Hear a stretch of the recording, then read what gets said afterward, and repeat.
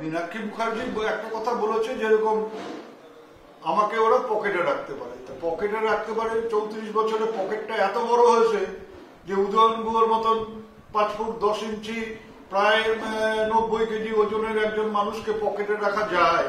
তো সেই পকেটটা কত বড় হতে পারে, পয়সা রেখে রেখে রেখে সেই পকেট এতটাই বড় হয়েছে যে উদয়ন গুহকেও সেই পকেটে ভরে রাখা যায়। আর একটা বলছিল যে আমাদের বাবার সম্পত্তি না দিনহাটা। তা আমার বাবার সম্পত্তি না, কিন্তু বাবা এখানে মানুষের জন্য কাজ করেছেন, আমিও তার পথ ধরে এখানে মানুষের জন্য কাজ করবার চেষ্টা করি। মানুষ হয়তো অনেকে ভালোবাসেন, পাশে থাকেন।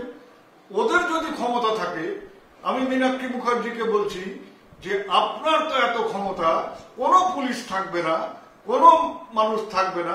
আপনার যদি ক্ষমতা থাকে, দিনহাটায় এসে আপনি বা আপনার দলের কোনো নেতা বা আপনার দলের যারা আরো ওপরে আছে তাদেরকে বলুন দিনহাটায় এসে এই ধরনের কথা যেন মাইকে বলেন, আমার কিছু করতে হবে না। উনি কি বলেছেন তবে মানে আমার নিজে এখনো শোনা হয়নি, তবে আমি শুনেছি যে উনি কিছু হুমকিমূলক কথা বলেছেন।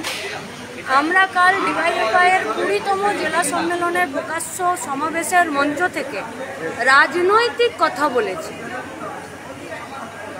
দিনহাটা, কোচবিহার সহ গোটা পশ্চিমবঙ্গ জুড়ে যে দুর্নীতি এবং দুষ্কৃতি রাজ পশ্চিমবঙ্গে চলছে না, এটা কি কেউ অস্বীকার করতে পারে? এবং তার পরিপ্রেক্ষিতে, রাজনৈতিক কথা বলার পরিপ্রেক্ষিতে একজন জনপ্রতিনিধি, একজন রাজনৈতিক ব্যক্তিত্ব, তিনি যদি কাউকে ব্যক্তিগত হুমকি দেন এবং কথা বলেন, তো তার জুতোতে পা গলানো আমাদের পার্টি, আমাদের রাজনীতি আমাদেরকে শেখায়নি। মানুষের কাছে ছাড়লাম, গোটা দিনহাটা, গোটা কোচবিহার, গোটা পশ্চিমবঙ্গের মানুষের কাছে আমরা বললাম, 8 বারের জন্য দিনহাটা পার্টি অফিস আক্রমণ করলেন, পুলিশ কোথায়? আবারও বলছি, পুলিশ যদি থাকতো, পশ্চিমবঙ্গে আইনের শাসন যদি থাকতো, তাহলে একটি নির্দিষ্ট রাজনৈতিক দলের অফিস এরকম মানে পরপর 8 বার একজনের নেতৃত্বে ভাঙতে চলে যাওয়া হতো না। পুলিশ একটি সরকারের থেকে পরিচালিত হয়।